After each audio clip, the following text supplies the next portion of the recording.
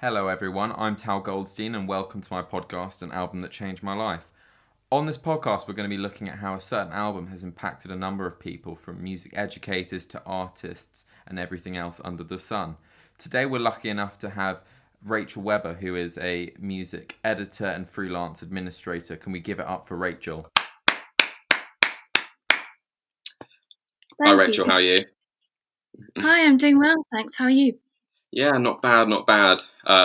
Dealing with the current situation, as you can imagine. How's that for work-wise for you? I can imagine it's probably not great considering there's not a lot of concerts happening. I mean, yeah, it's a tricky time to be in arts administration when I can't put on any performances, which is such a shame. But, I'm excited at the prospect of being able to do that again down the line now that we have a sort of roadmap or whatever they're calling it. Yeah. That's funny though. Did you envisage yourself going into kind of that direction, from a young age? I mean, obviously, you've come to it from a certain way, but what's probably your earliest recollection of music? Well, music has been present in my life as far back as physically possible. I was born to a Tallis Scholars recording of Sperminalium that was played on a loop at the hospital at the request of my mum, though thankfully I can't remember that. But yeah, I grew up into a family of professional classical musicians, so I was always, having to sit in during my dad's rehearsals and having to come to concerts and stuff. Though when I was very young, I don't know whether this is because I was young or as an act of rebellion, I don't know, classical music wasn't something that I got excited over. I feel okay to say that now, since the irony is that I spent 2 degrees worth of my time studying it, but I loved the sort of manufactured dance pop bands of the late 90s and early 2000s. When I was little, I remember watching Top of the Pops before I could talk, literally, and I could list all the names of the members of Steps before I could say my mum's name. So that's probably my earliest recollection, is not in fact the classical stuff, which one would probably imagine, given my upbringing, but it's the dance pop stuff of the millennium. Also, considering you were a child chorister, weren't you? So you'd think that a lot of your earlier memories would be kind of classically based. So that's really interesting to find out.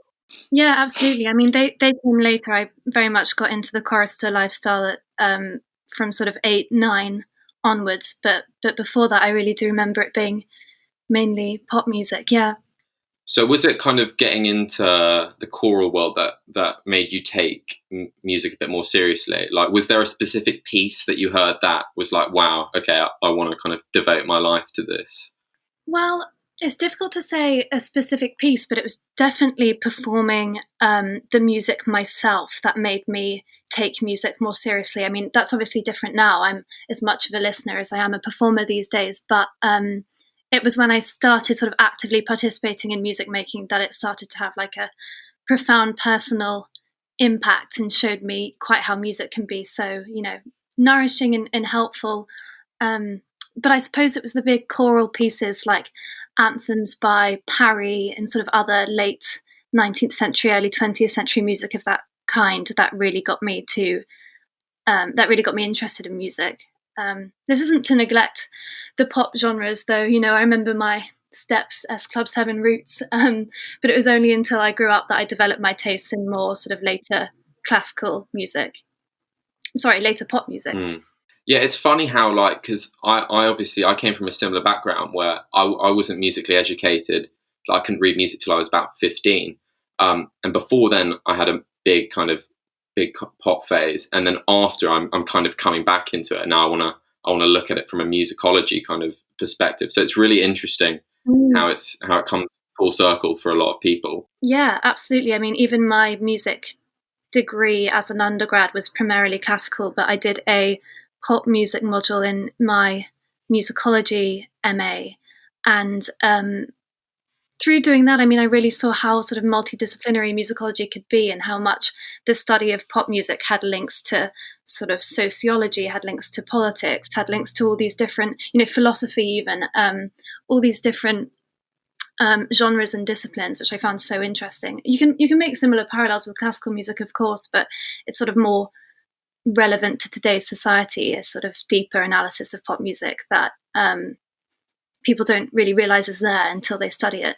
Yeah, it's really funny that, because like you do think to yourself, like, so many of it is paralleled. Like, why is there not such an emphasis on pop musicology at universities across the country? I mean, you look at Oxford and Cambridge, and there might be the odd one or two who actually specialise in some sort of social kind of sciences from the latter half of the 20th century, or pop musicology.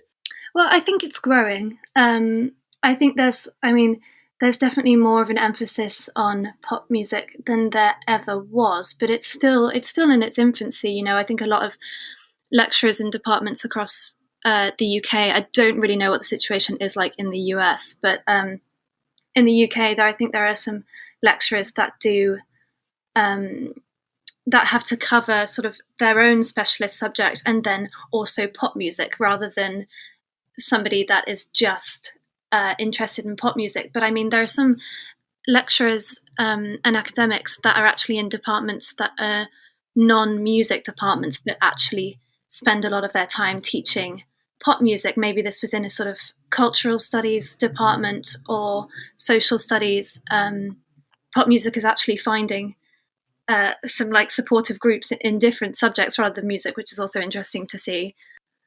So, right, I'm going to ask you one more question before we get onto the big album. So, did you kind of have a musical hero growing up? Someone, it doesn't have to be, someone related to you, or, in a personal way, but it could, just someone who was like, I want to get to that level musically or academically. Well, I think there's so many answers to this. I think I've got sort of personal heroes and then more general music heroes, but a musical hero really has to encompass a lot of things, in my opinion. So I like somebody who dares to take risks and make sort of interesting and unexpected choices in their art, whether that's as a producer or a singer or a conductor. I really admire musicians that like bravely go out of their comfort zone, who aren't afraid of not sounding perfect or not doing everything that they do to the highest standard, because striving for perfection can sometimes be the sort of ultimate limitation. No one can do everything perfectly. How are you going to experiment with different sounds if you won't take a risk in the knowledge that the outcome won't be perfect? So I think I learned that from quite a young age, because my choir director growing up, Sam Hayes, was always putting us young musicians out of our musical comfort zone. We had to learn pieces so quickly, resulting in performances of varying standards. But I think we wouldn't be the musicians we are today, sort of the group of us that grew up to take music later into our lives, if we'd perfected the same 10 pieces and sang them over and over again. So in many ways, Sam is probably, or was probably, my main musical hero growing up.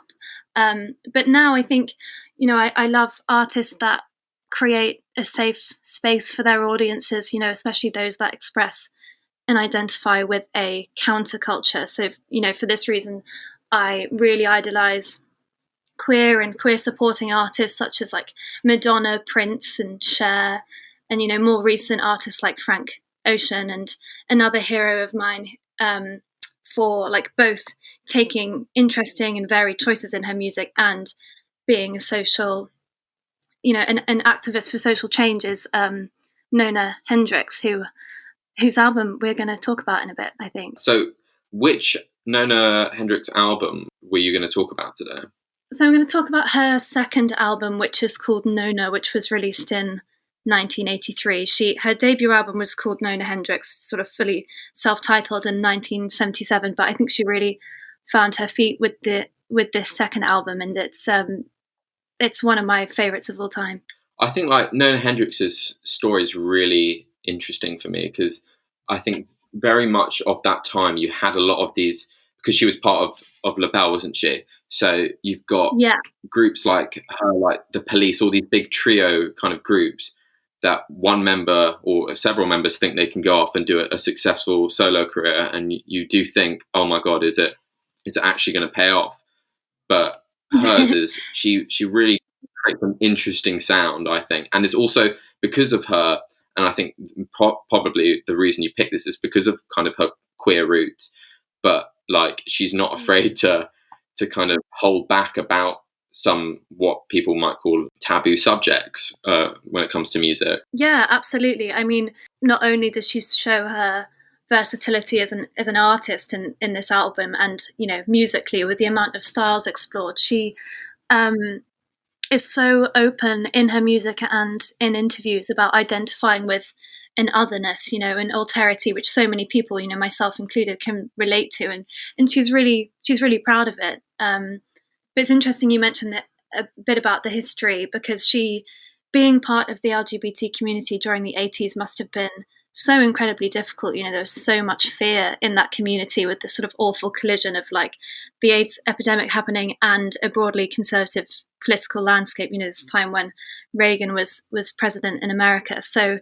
but she's explained in interviews how she felt that it was so important to be sort of out before, out was really a thing, to show sort of solidarity and strength in numbers, which is really admirable and brave. And she was living in New York City at this time, and New York's clubbing scene and gay clubbing culture was so important for music and the music industry, and her music was absolutely welcomed and embraced there. So I was just wondering, I mean, it's okay if you don't know. I just thought, particularly because of the rise of lots of TV shows that kind of, I mean, I'm not sure if you've seen, or people out there have seen Pose, but it's a brilliant depiction of this ball scene and of that kind of music and the people that kind of inhabited it, and then also how it subtly bleeds into the mainstream. Have you seen Pose? I haven't watched Pose yet. No, it's on my Netflix watch list, but I need to get around to it. Like, I know how important the ball culture was for gay communities and for the art of drag as well. I don't know whether she was ever present at these, but her music was certainly embraced by the communities that were heavily involved in the ball scene. How did you come across this album then? Like, because I was unaware of it before you told me you were looking at it. I kind of only knew Nona Hendryx from La Belle and they did Lady Charmelade, and that was kind of it. Well, yeah, I mean, that's kind of similar to how I was introduced to her. I was looking at La Belle and looking at their music, and in particular, what first struck me, I guess I learned about Nona through sort of musical research rather than hearing a track of hers and thinking, oh, what's that? Because I read that, it was Nona that was kind of responsible through her songwriting for changing kind of what was originally a kind of classic girl group sound that La Belle had, or when they were formerly known as Patti LaBelle and the Bluebells. She was responsible for bringing the sort of funk and rock elements to their sound and aesthetic, and they also became sort of more socially conscious around this time as well. And it was Nona as a songwriter for the band that sort of championed this. And then I just had to go and check out her own discography, and I was so amazed and glad to look into her more. It's really interesting when we look at artists like that. I think it's something that's kind of lost a bit now, particularly with like a lot of streaming services. I mean, the way, and I think this is a big reason I wanted to do this podcast, was because I feel like the album and like being able to discover artists like that has kind of died. In a way, it's good that we have things like Spotify, because the idea of the playlist that, these algorithms can kind of formulate for you, it makes you, it will introduce you to a new song, like by people like Nona Hendryx. But in a way, it also like kills the whole concept album. Like you're missing a certain bit of the narrative just by listening to the single. And like, do you think something's lost by listening only to like a bit of an album rather than the thing in its entirety?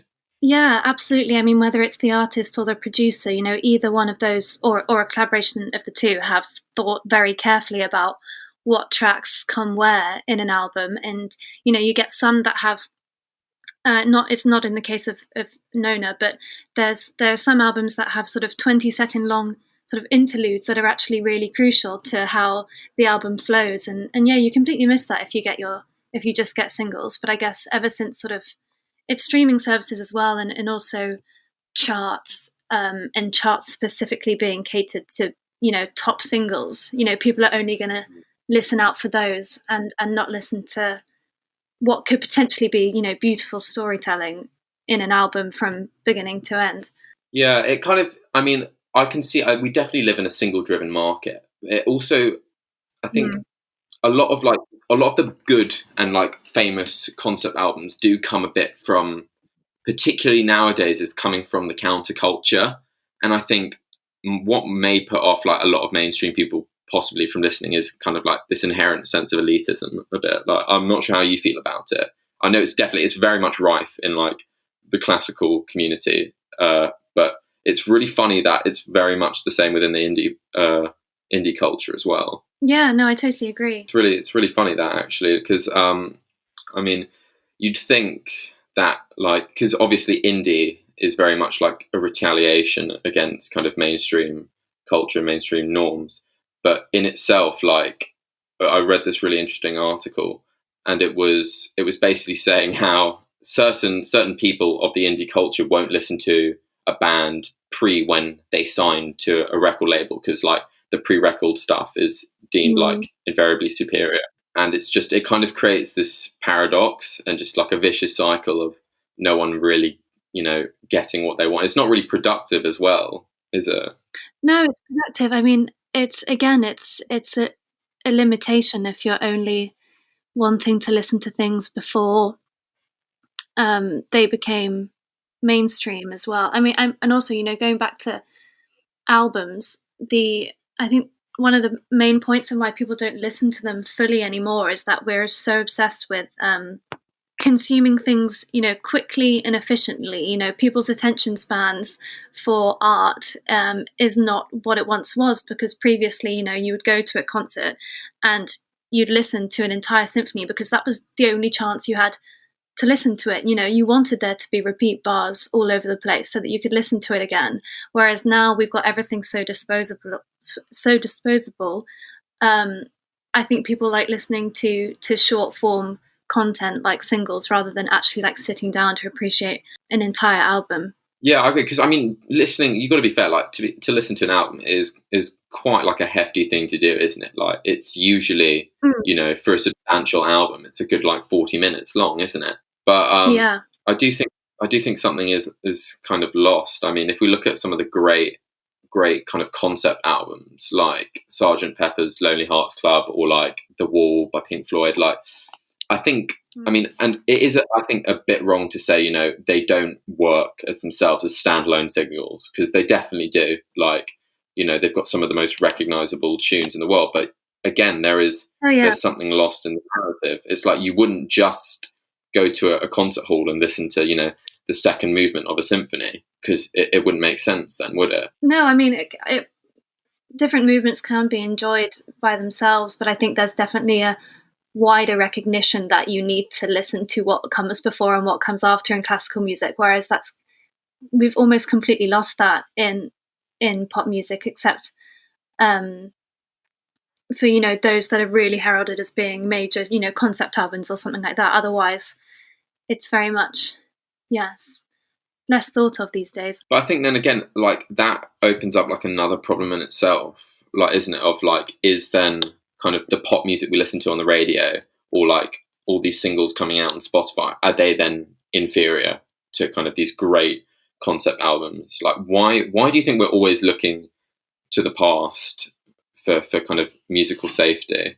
Oh, I don't know. I mean, I think mainly there's a sort of comfort in what we know. I think people are likely to accept an artist if they have had a brilliant career start to finish. If the artist isn't living anymore and you can look at their entire life's work as a whole and think, that is great, then it's sort of easier to say that, to say that it's more worthy. Whereas, people are afraid of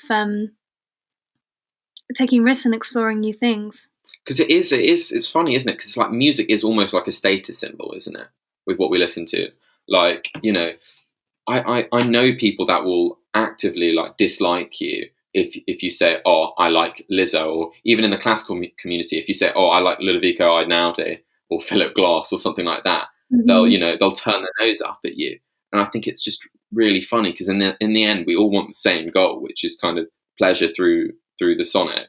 And I just think it's very unproductive again that we do this. Absolutely. I mean, I think it's important to always try and appreciate the integrity of a piece or a song on its own rather than sort of quickly dismissing it early on because of the category that it falls under. Some people would say like, oh, well, that's pop, so I'm not going to listen to it. Or, that's film music, so I'm not going to listen to it. It's not as good. But that's, it's so close-minded. And at the end of the day, whether you can analyze a piece and say that it has one of the most interesting harmonic structures ever seen before, you can still, or the complete opposite, you can always get enjoyment out of it either way. It's a sort of different type of enjoyment.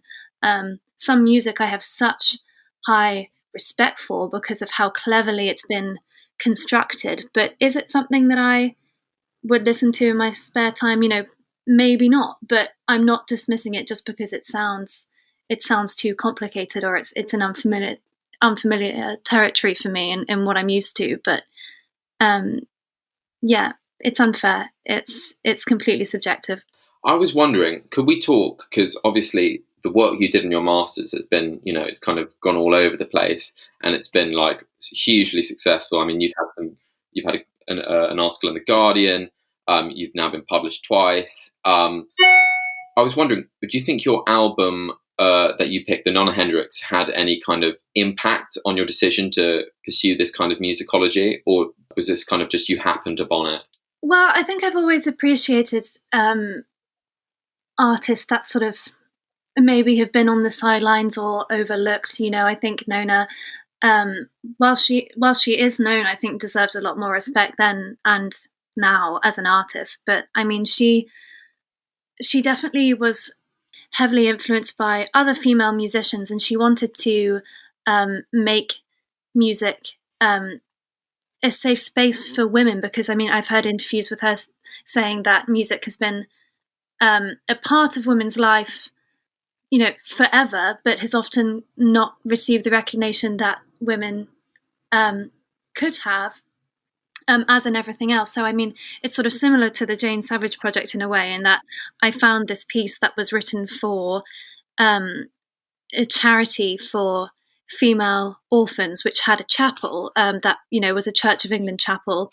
And this woman, Jane Savage, was only able to write for and compose music for the church because it was this female charity. And I think, again, like the sentiments that Nona tries to get across in her work and her activism, music has always been a part of women's lives, but just less, they weren't part of the general histories. Not these singing girls at the orphanages didn't get into books talking about the history of singing choral music in churches, nor did Jane get into books talking about the history of 18th century composers, because they weren't seen as the sort of frontline people. And I think maybe Nona would be interested in the project, because she does talk about this a lot. I mean, one of the tracks on the album, called Design for Living, really features and celebrates female successes. She features so many great female artists on the track. You've got sort of Valerie Simpson from Ashford and Simpson on the piano. There's Nancy Wilson from Heart on the guitar. Laurie Anderson plays the violin. Tina Weymouth from Talking Heads is on it, and Patti LaBelle is also on the track as well. So I love how she really emphasizes the importance of female musicians in her work.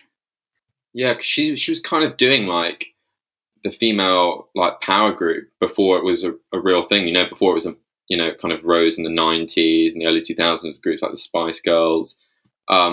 She was a big pioneer in that respect, wasn't she? Yeah, absolutely. And I think she's sort of flown under the radar a bit. There are also many sort of, when I would think about queer artists, female queer artists, I mean, obviously I think about Dusty Springfield in 70s, but a lot of the others were more prevalent in the 90s. I think Katie Lang came out in the 90s. Madonna was using queer musicians and imagery in her music videos in the 90s. I think somebody from the early 80s, a woman talking about sexuality and talking about feminism is really important. It's really interesting, and obviously she has her own personal stories with that to tell, which just makes it all the more important.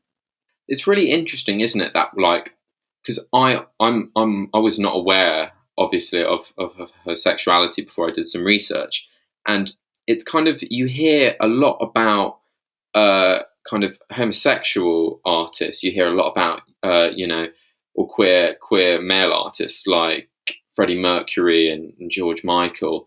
You don't really, it's not really like a public thing with kind of female ones. Is that because maybe it's a bit more palatable for the public? Maybe. I mean, what are you saying? More palatable for the men to be out and proud rather than the women, or the other way around? Yeah, exactly. Yeah. Well, potentially it was more. I mean, men were able to be, or more men were out during the 80s, but it was also such a difficult time for male artists to express it as well. I mean, so many male artists were saw their record sales, plummet after they came out. There are some artists that have said how when they've joined music labels, they were told to sort of invent girlfriends, just so that they wouldn't lose their platform. I don't know. I think maybe so. In some ways, I think maybe it was stricter for men, but yeah, I mean, any artist that was out at that time was extremely brave, in my opinion. It's funny as well, like how it's not, I think a lot of people like who don't have a classical training think this is very much something new that kind of emerged in the 60s, 70s, 80s when, you had flower power and it was free loving. But like, it's been going on kind of this practice of, of closet, of like hiding your sexuality in classical music for so long, hasn't it? I mean, we've got like kind of the Paris group at the start of the 20th century. I mean, so many of them, there's all these stories we don't really know for sure. I think it's just interesting that like, why do you think queerness is so it's such a big thing in the music industry and the arts in general? Well, I mean, it's in every facet of society, but art provides the perfect platform to really express things on a personal level that you can't do in other industries. But I mean, it's always been there, and I think the fact that there's so many words, like a vernacular and a lingo associated with queer society, is because everyone, people wanted to say it but without saying it. There were many sort of innuendos and terms of phrase that people would subtly bring into their music. I mean, there are some artists that came out late in their career. This is back to pop, where after they came out, their sales plummeted. But for anyone in part of liberal society today would watch their music videos and think, well, yeah, it's obvious. It's obvious that they're heavily embracing queer culture, so maybe therefore they are. But some people were so unaware of the counterculture and lingo and imagery associated with queer identifying people that it just wasn't, it had to be kept so under wraps, and so many people were unaware of that. And you can see that in classical music as well. That's always been the case. It's funny that, and it's like, it kind of brings about this whole idea, and I think it's more prevalent now, but of and I hate the word, but cancel culture, and how it's something that even now, I think, I forgot which comedian, it might have been Jack Whitehall was talking about, but he's probably going to get in trouble for something he said 5 years ago on like a silly Twitter post, or people just for freely expressing themselves, they lose finance, or even for some place in the world, you still get put to death. Yeah, I mean, there are still so many subjects that are taboo to talk about. There are still so many subjects that people don't really know how to talk about. I mean, so many people get, quote unquote, cancelled for saying the wrong thing about an aspect of society that they're not familiar with. And obviously that can translate in being offensive, and people who are part of those communities have every right to be upset about things that are said. But, I think because some things have been so taboo, it's hard for people not in those communities to know how to talk about it. People should be allowed to make mistakes if, they're willing to learn. I mean, there's a definite difference between sort of actual hate speech and just ignorance. Yeah, and I think it's more problematic for not necessarily people at the top, because if you see, all these big kind of celebrities for a Twitter post, they're getting cancelled. I don't think it's not really affecting them financially in the same way as if it trickles down the tree and, you've got someone, not making a lot of money per year and, they get brought on something that they've said, and then essentially their life is destroyed because they can't make a base salary. Yeah, I mean, and also, there are other privileges that are brought into it. I think people are more likely to get cancelled and then go on to have successful careers if they are, if they are men, if they are white men in particular. It can sometimes not have any damage at all, which, in some cases is what we want to see, but in other cases it can be really dangerous. It's such a fine line. It's a very difficult topic. That's why I was really I really enjoyed that you picked the Nona Hendryx, because she's really she is not afraid to say kind of how she feels. I feel like a lot of it's almost punkish in the way she just doesn't really care. Yeah, absolutely. I think you could definitely associate her music with punk rock, with hard rock, with, as well as being particularly this album, an album with sort of soul and disco and dance elements to it too. I think that's why I think it's why I think it's so brilliant. And in some of the songs, you also get this kind of notion of subtlety. One of my favorite tracks on the album is called Transformation. It has so much soul and meaning throughout, and the lyrics tell stories of alterity just through saying, the chorus is this kind of hypnotizing repetition of her saying transformations, alterations, variations, deviations. It's this association with an other without coming out and saying it directly, but there's no, we know what she's talking about. I think what she does a lot very well, and to coin it in a way, I think she does something she hops between genres really well.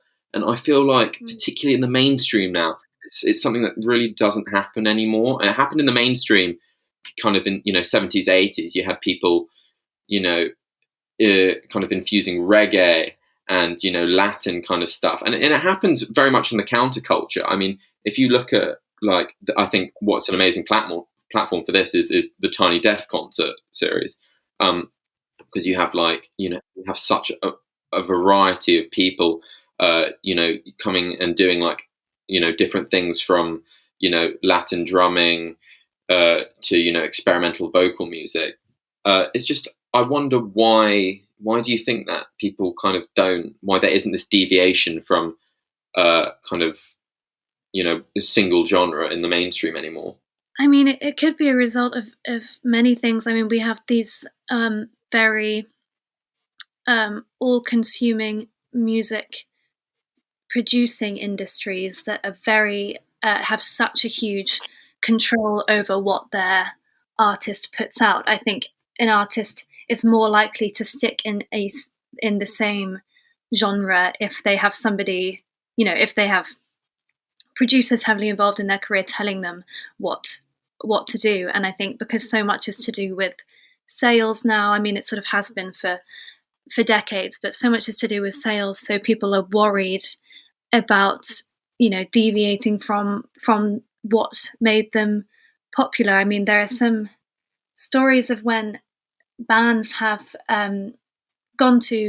performed concerts in front of what you'd expect to be an audience of fans, and maybe they are, but there are stories of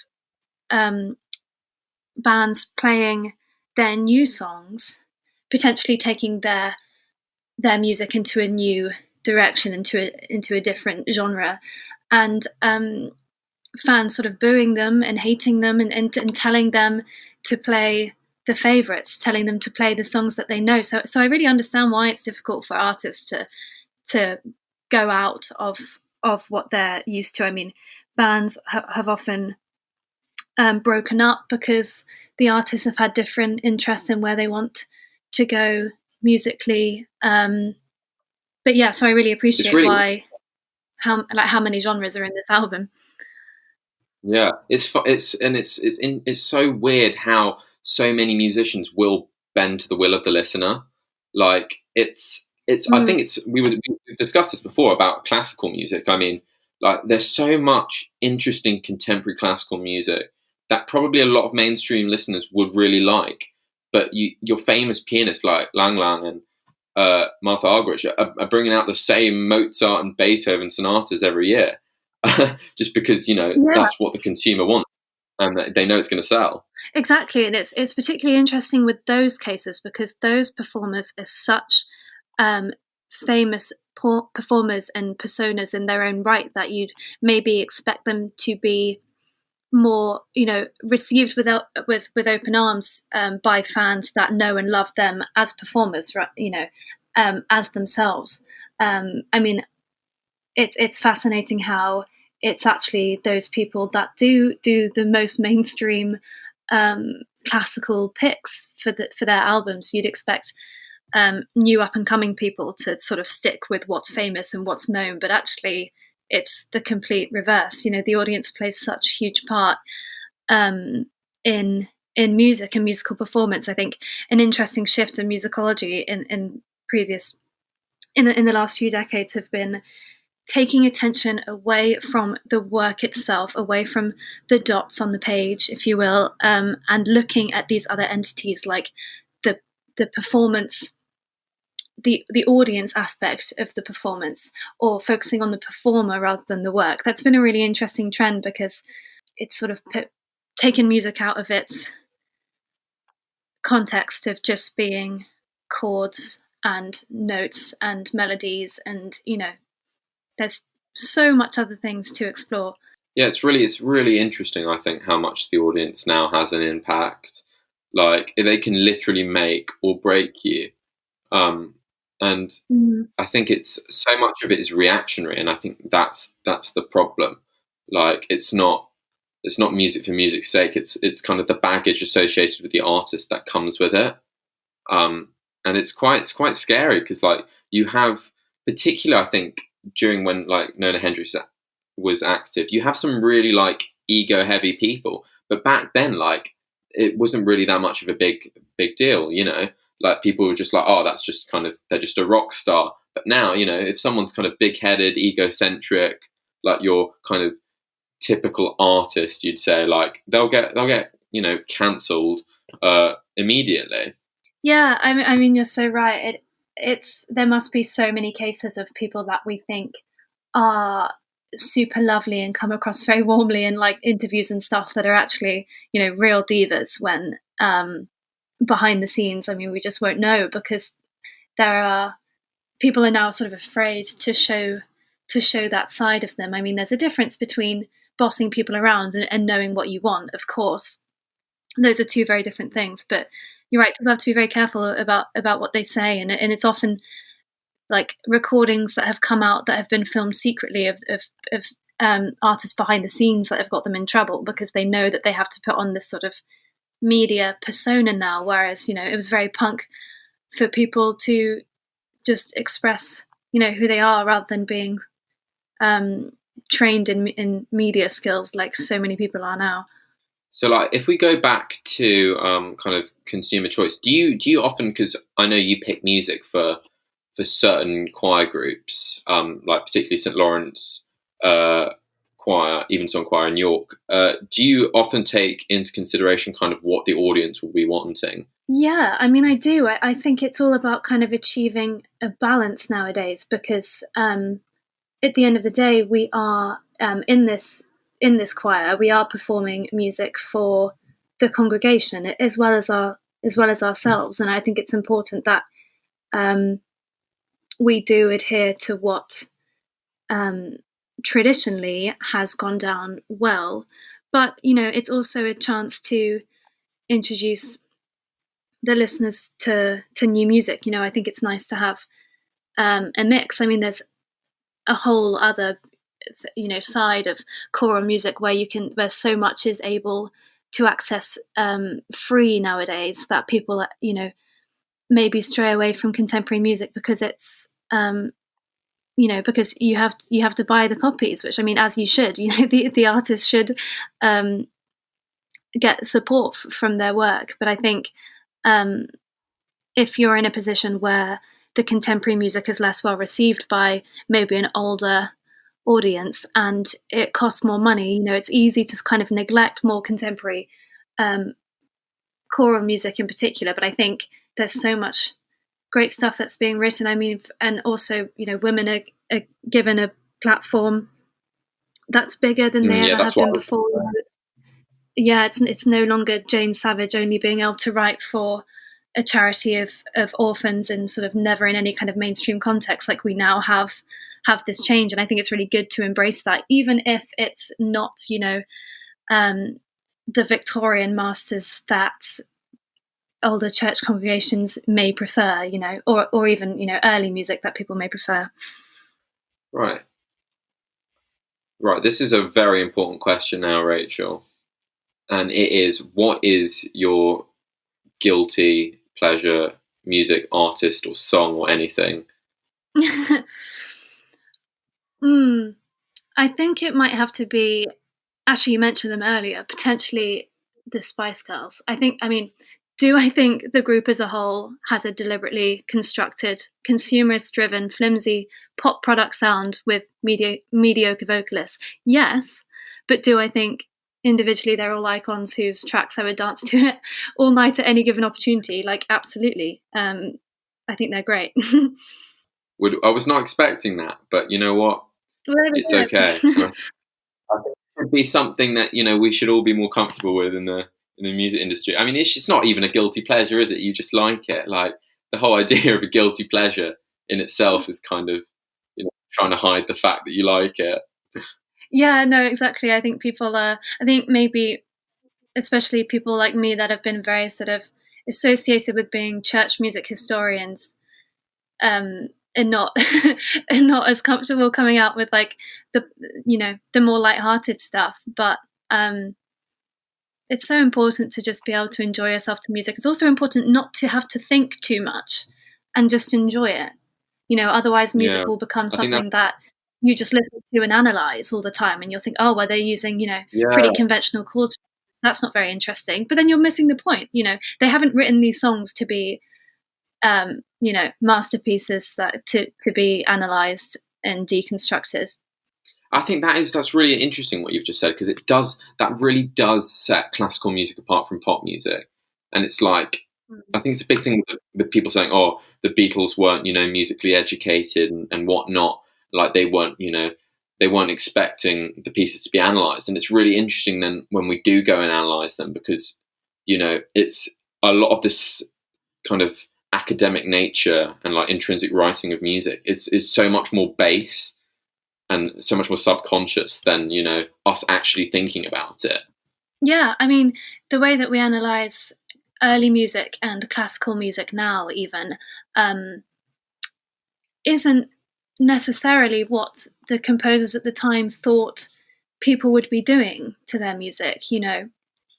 I don't think Bach saw himself as like a first year of university Bach chorale exercise. I doubt that that's what he was thinking, and he was more thinking of just structures and sound and pieces being appropriate for whatever context they were heard in. But I mean, it's not to say you can't look deeper into some pop music. I mean, there are some types of music that have been embraced more within pop music than classical music. I mean, even in Transformation, my favorite song off this album, like there are these, it's also pretty musically intriguing because there are these backing vocals of oohs that you can hear. I don't know whether you've heard that in the track, but they sound almost like microtonal. It's like an E flat and a G, but the G is a quarter tone flat. I don't know whether that was intended originally or whether they just kept it in because it fit with the track, but it's it's microtonal sound. It's very spectral. I like it. And I think that in itself is an interesting point. Like, do you think as a musicologist that we need to have like a different lingo, a different language for analysing pop music? Because a lot of it is just, it's not effective analysing, what is considered pop music, and in a way some indie music, in the same way we analyse a piece of Mozart.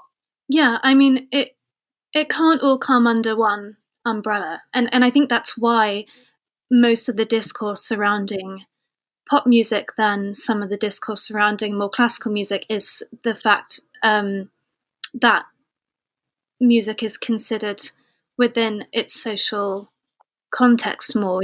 As I said earlier, there's more that's brought in from like philosophical and social disciplines, and it's interesting to tie in pop music with what society is doing at the time. Like, if we think about 1980s Reagan America, we don't think Nona Hendrix, but it's sort of even more interesting because it's so counter what was the norm at the time. And I think you can see that so much in pop music as a kind of general sociological study of society, and especially with more of an emphasis on like more world music that's happening at the time. It helps us understand different ethnicities even better, looking at their culture.